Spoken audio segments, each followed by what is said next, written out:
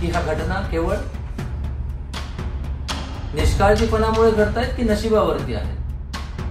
परमेश्वराचं आमच्यावरती नाराज होणं आहे की आपण स्वतः बनवली गेलेली पुन्हा पुन्हा केलेल्या त्या चुका आहेत ज्या दिसतात की मृत्यू आमची वाट बघतोय.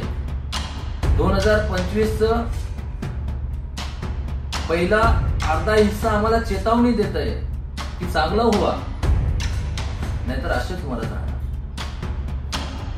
काही हादसे होऊ शकतात की 2025 मध्ये नशिबाचा मार होता, परंतु कितीतरी हादसे असे होते जिथं निष्काळजीपणा होता, ज्यासाठी शब्द नाहीये.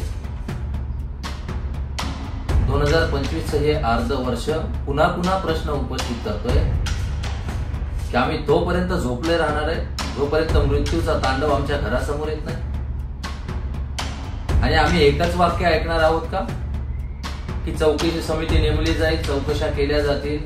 कधीपर्यंत चौकशा होणार? कधीपर्यंत चौकशांच्या नावाखाली मृत्यूचा तांडव चालवणार आहे? हे वर्ष जिथे मरण्याचे कारण बदलत आहेत, परंतु व्यवस्था ही अजूनही झोपलेली आहे. परंतु एक गोष्ट बदलत नाही, ती म्हणजे आमचा निष्काळजीपणा.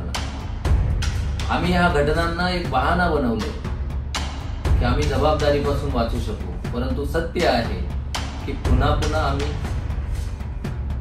मरण्यासाठी मरणाचा रस्ता तयार करतो हळूहळू,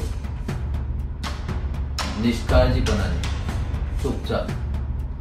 आणि यामुळे आम्हाला वाटतं की 2025 हे फक्त तारखांमध्ये नाही जगलं जाणार, हे इतिहासामध्ये नोंदवलं जाईल की एक असा